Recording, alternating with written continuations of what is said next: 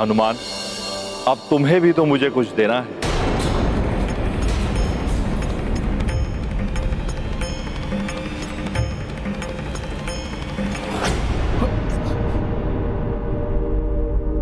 भोले बाबा,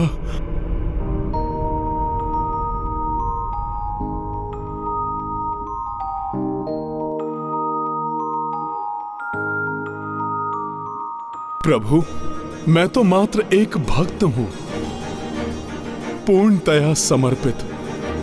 ये भक्त भला भगवान को क्या दे सकता है? तुम्हें ज्ञात है कि मैं क्या मांग रहा हूं? प्रभु, मैं भला आपको क्या दूं? मैं कुछ समझ नहीं पा रहा हूं। आश्चर्य है, प्रभु मेरे पुत्र से क्या प्राप्त करना चाहते हैं? प्रणाम माता।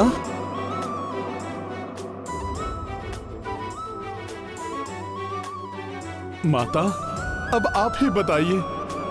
मैं प्रभु श्री राम का एक तुच्छ सेवक, मात्र एक अंग वस्त्र है मेरे पास। माता, जबकि प्रभु भोले बाबा तो समस्त संसार के स्वामी हैं, मैं भला भोले बाबा को क्या दे सकता हूँ? हनुमान, भोले बाबा तुमसे अपना त्रिशूल मांग रहे हैं, जो तुम्हारे शरीर में समा गया था। ओह हाँ, मुझे क्षमा करें भोले बाबा, मैं तो आपका आशय समझ ही नहीं पाया। त्रिशूल तो आपका है, आपके हाथ में ही इसकी शोभा है प्रभु।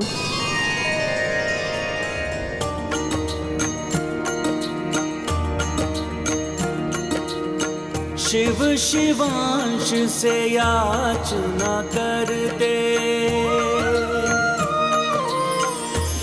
दो कपि त्रिशूल जो निगले। हनुमत तब त्रिशूल लौटाई, शिव उमा पुलकित हर साई। राम सिया राम जय हनुमान, राम सिया राम जय हनुमान। ये गाथा महाबली हनुमत की, रुचिकर लीला राम भगत की। जय जय जय रघुनंदन राम, जय जय जय महाबली हनुमान। जय जय जय रघुनंदन राम, जय जय जय महाबली हनुमान। जो महादेव सबके दाता है, आज वो भी हनुमान के याचक बन गए। अनुपम है तुम्हारी भक्ति आंजनेय हनुमान।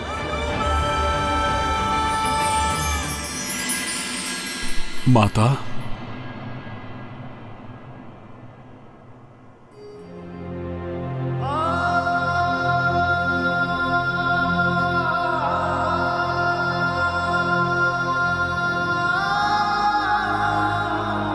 मां, आपको पीड़ा हुई, यहां तक आने का कष्ट उठाना पड़ा आपको, ये सब देखना पड़ा, उसके लिए आपका ये पुत्र क्षमा प्रार्थी है।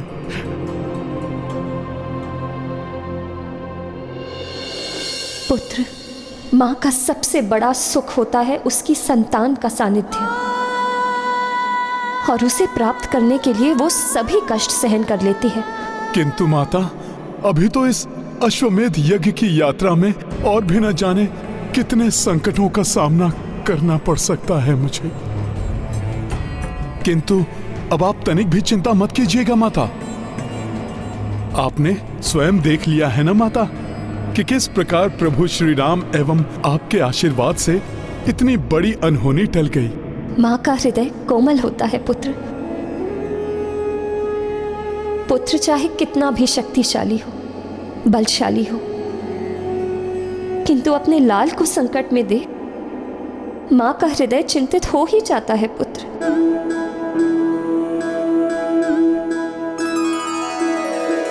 जानकी नाम नाथ सहाय करे जब, कौन बिगाड़ करे नर तेरो। जानकी नाथ सहाय करे जब, कौन बिगाड़ करे नर तेरो। जानकी नाथ सहाय करे।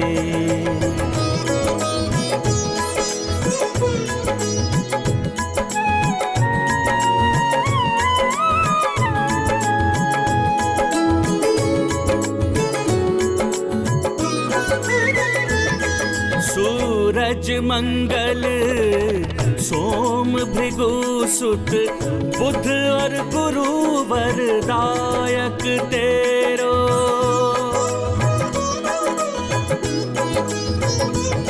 राहु केतु की नहीं गम्यता, संग शनिचर होत हुचेरो। संग शनिचर होत हुचेरो। श्री जानकी नाथ सहाय करे जब, कौन बिगाड़ करे नर तेरो। जानकी नाथ सहाय करे।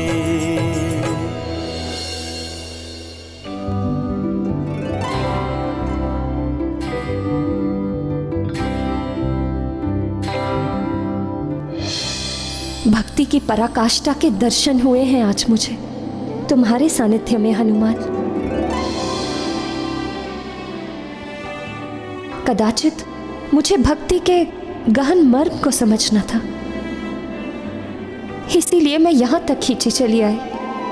ऐसा नहीं है मां, आपकी उपस्थिति प्रमाण है इस तथ्य का कि मां अपनी संतान के लिए किसी भी संकट का सामना कर सकती है। सत्य तो यह है कि माता आपकी उपस्थिति ने मुझे शक्ति प्रदान की है, जिससे कि मैं संकटों पर विजय प्राप्त कर सका।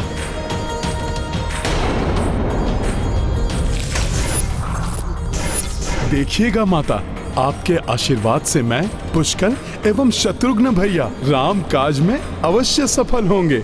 हनुमान, तुम्हारा सेवा भाव, तुम्हारी भक्ति अद्वितीय है। जब तक ये संसार रहेगा तुम्हारी भक्ति यूं ही बनी रहे।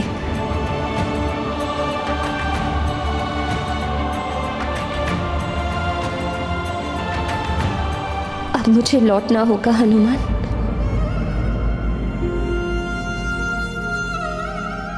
तुम्हारे पिताश्री को सब बताऊंगी मैं, वो भी अपने पुत्र के पराक्रम पर गर्व करेंगे।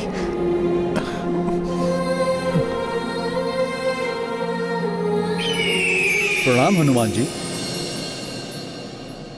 प्रणाम गरुड़देव। गरुड़देव, मुझे आगे की यात्रा पर जाना होगा, इसलिए मां को आप वापस ले जाइए। धन्यवाद गरुड़ जी।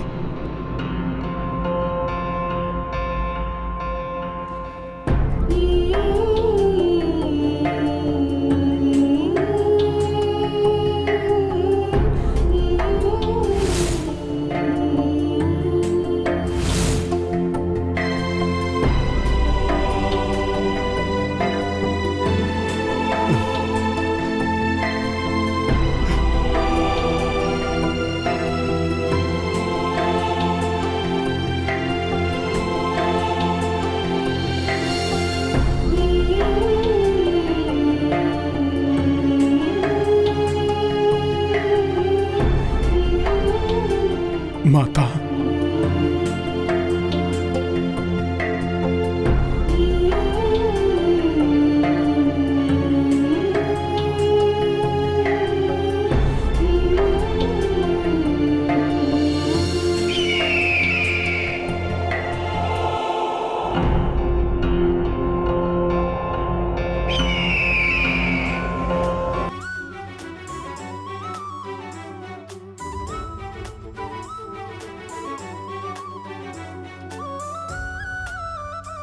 क्या हुआ देवेश्वर, आपके श्रीमुख पर चिंता की रेखाएं?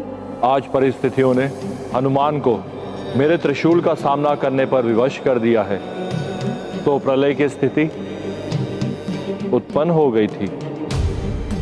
किंतु भविष्य में जो घटित होने वाला है, उस स्थिति में क्या होगा? भविष्य में? जब भविष्य में हनुमान और मैं युद्ध के लिए आमने सामने होंगे।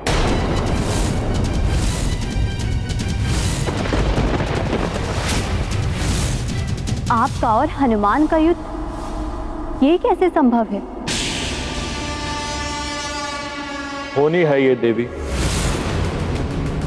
मैं तो चाहता हूं इस होनी को किसी भी प्रकार से टाल दिया जाए, परंतु इस समय तो हनुमान को अपनी सेना एवं अश्व को आने वाली अदृश्य विपदा से बचाना होगा।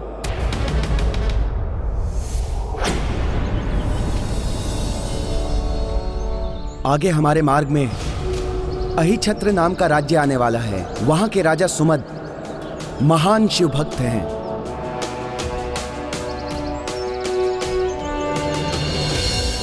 वे कदापि हमारा विरोध नहीं करेंगे। विरोध करें या समर्थन, अधीनता तो उन्हें स्वीकार करनी ही होगी। ताजश्री महाराज राम का अश्व अपनी दिग्विजय यात्रा पूर्ण करके ही लौटेगा, है ना हनुमान जी? कुमार राम राज्य का विस्तार अर्थात धर्म के राज्य की स्थापना के लिए ये दिग्विजय यात्रा, और प्रभु की कृपा से इस धर्म कार्य में आने वाली कोई भी बाधा हमें नहीं रोक पाएगी।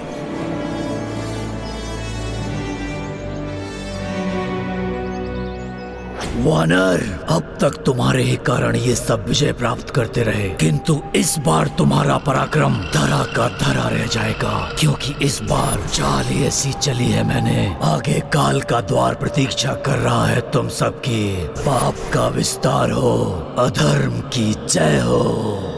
किसी भी बड़े धर्म कार्य में आसुरी शक्ति बाधक अवश्य बनती है देवेश्वर। यहाँ तक कि अनेक बार देवता भी मात्र मूक दर्शक बनकर देखने के अतिरिक्त कुछ नहीं कर पाते। देवी, विधि के विधान में कोई भी हस्तक्षेप नहीं कर सकता, क्योंकि होनी होकर ही रहती है।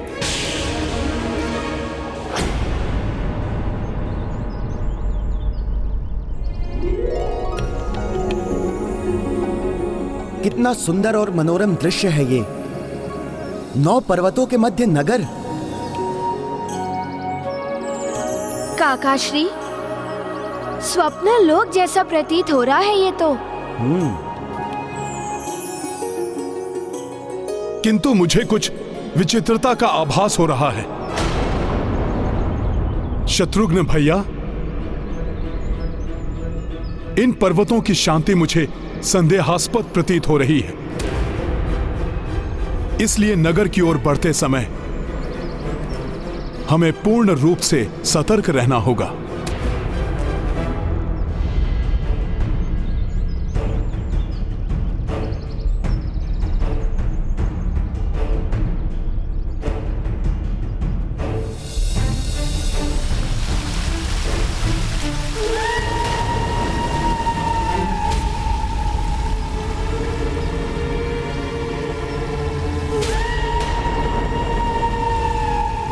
ये विचित्र ध्वनि कैसी है? सावधान हो जाओ सब। जी।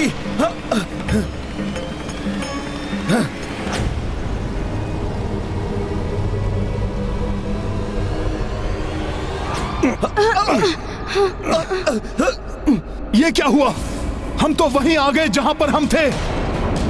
ऐसा प्रतीत हो रहा है जैसे कोई हमें अहिछत्र राज्य की सीमा में प्रवेश करने से रोक रहा है। किंतु हमें राज्य की सीमा में प्रवेश तो करना ही होगा। चलिए पुनः आगे बढ़िए सब। हमें शीघ्र ही राजा से मिलना चाहिए।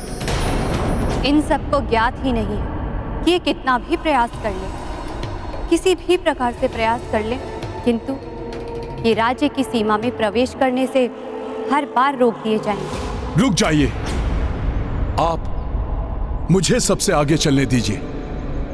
आगे का मार्ग मुझे सरल प्रतीत नहीं हो रहा। किसी भी संकट से सभी की रक्षा के लिए मुझे आगे रहना होगा।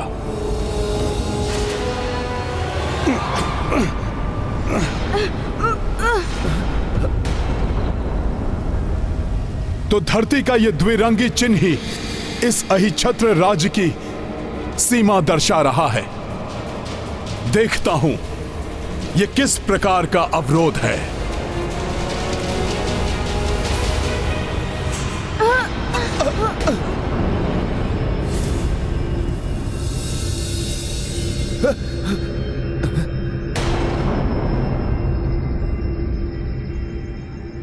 सावधान, लौट जाओ तुम सब, अन्यथा तुम सबके जीवन का अंत हो जाएगा।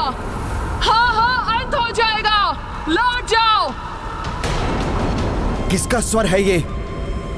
कौन है जो हमें चुनौती दे रहा है?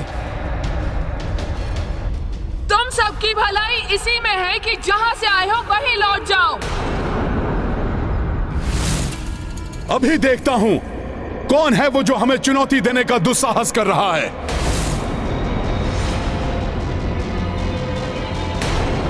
आसपास तो कोई भी नहीं दिखाई दे रहा है मुझे। तुम सब भी आसपास नहीं दिखाई दोगे। यदि तुम सबने हमारा कहना नहीं माना तो उचित यही होगा कि लौट जाओ यहाँ से। हम यहाँ लौटने के लिए नहीं, अपितु धर्म कार्य हेतु यहाँ पर आए हैं। उसे पूर्ण किए बिना हम यहां से नहीं जाएंगे।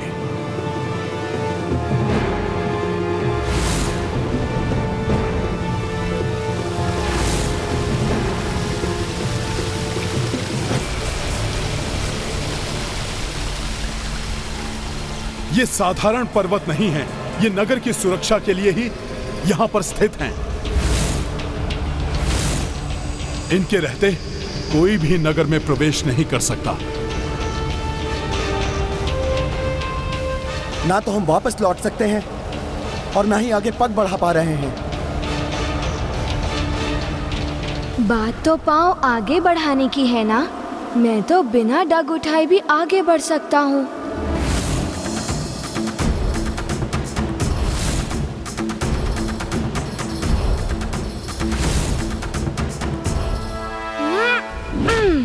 पुत्र पुष्कल! पुष्कल!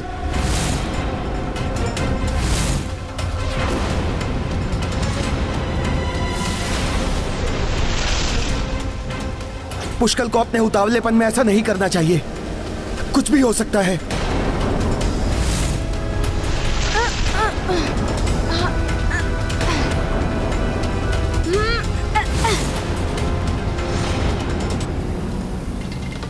आश्चर्य है, इसे तो कुछ नहीं हुआ। इसका अर्थ तो यह है कि धरती पर पांव रखे बिना आगे बढ़ा जा सकता है।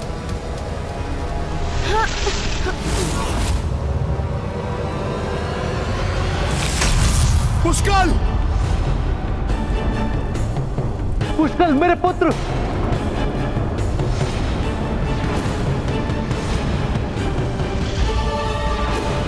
पुष्कल कहीं आहत ना हुआ।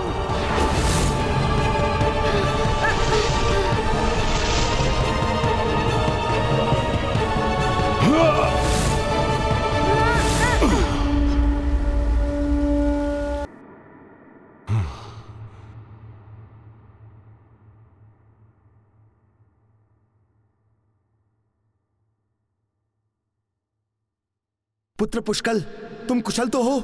हाँ काकाश्री, मैं कुशल हूँ।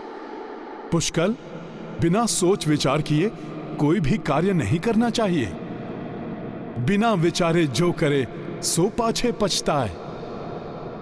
पुत्र, तुम संकट में पड़ सकते थे।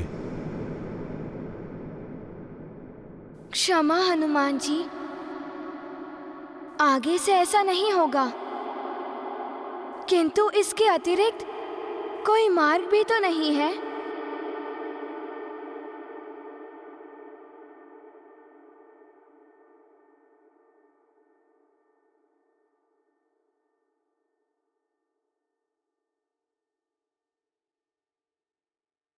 जय श्री राम।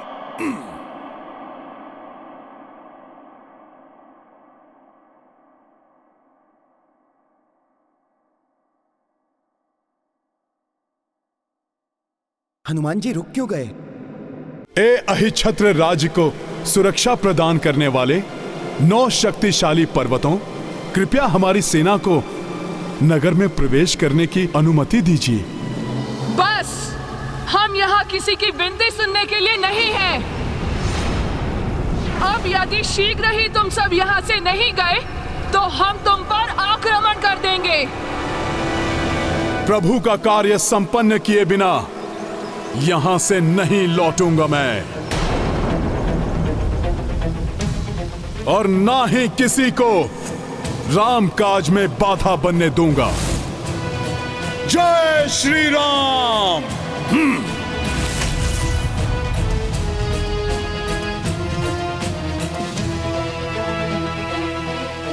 और जो बाधा बनेगा उसे जड़ से ही उखाड़ कर फेंक दूंगा मैं।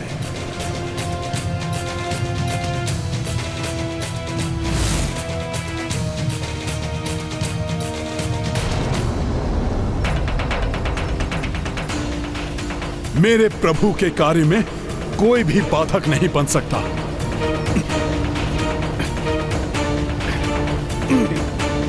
ये क्या कर रहे हैं हनुमान जी?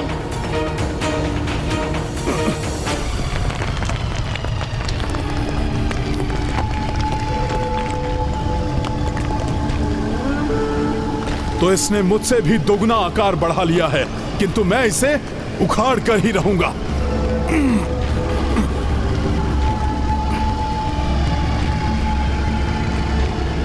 संभलिए हनुमान जी।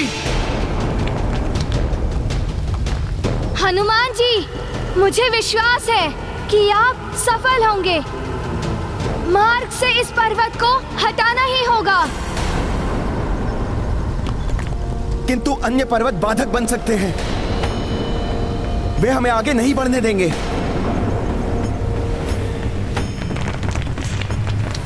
ये पर्वत तो आक्रमण करने के लिए तत्पर हो रहा है।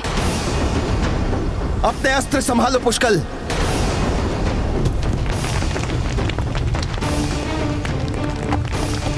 अब तुम में से कोई भी यहाँ से जीवित नहीं लौट पाएगा।